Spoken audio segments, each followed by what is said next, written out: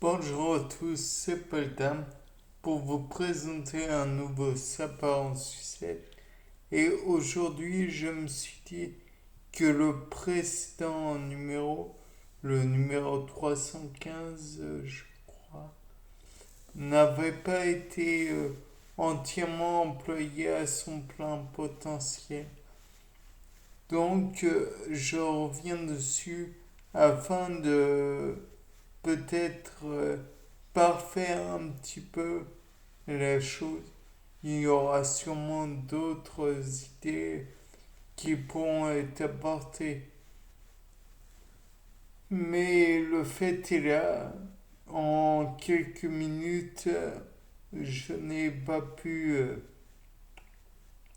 exploiter à son plein potentiel cette idée. Donc voilà, je vais le faire en partie du moins un peu mieux en cet instant. Donc le ver parasite, il pourrait être, comment dire, certes il pourrait grignoter la peau afin de pouvoir entrer dessous et se faire une voie au travers des muscles, aller directement dans le sang et grignoter aussi quelques adipocytes. C'est un fait. Mais peut-être aurait-il été injecté, entre guillemets, par un iodiné, donc une sangsue, qui aurait élu domicile dans des feuillages humides, si c'est possible, ou encore dans une mare dans laquelle on aurait trempé les pieds.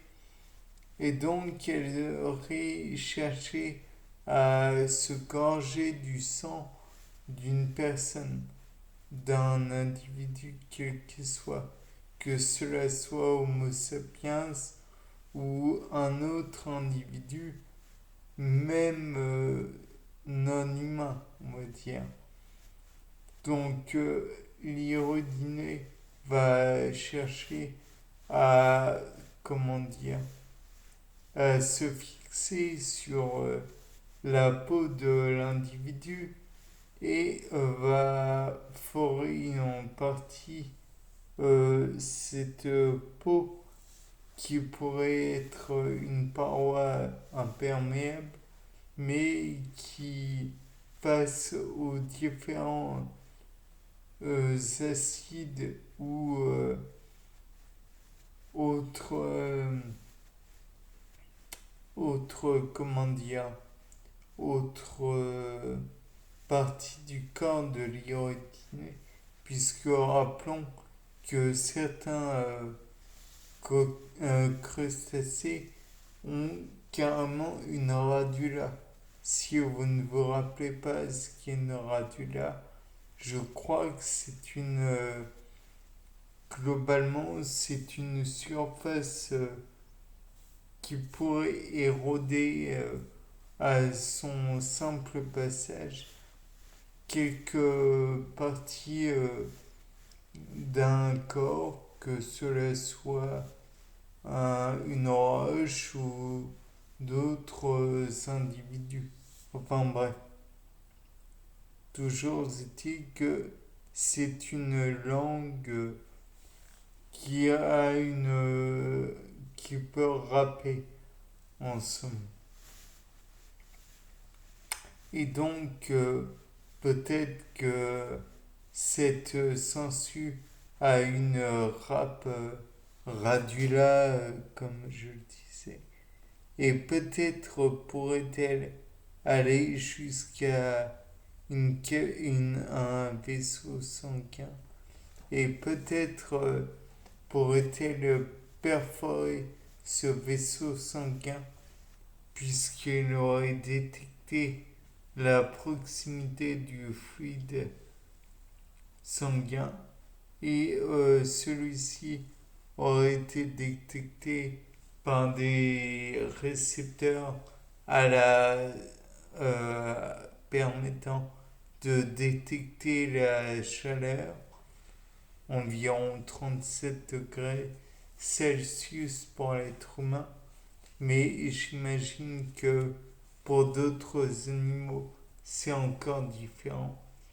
La sangsue pourrait injecter l'irudine, donc la substance qui est anticoagulante, permettant de fluidifier le sang et donc permettant aussi au passage de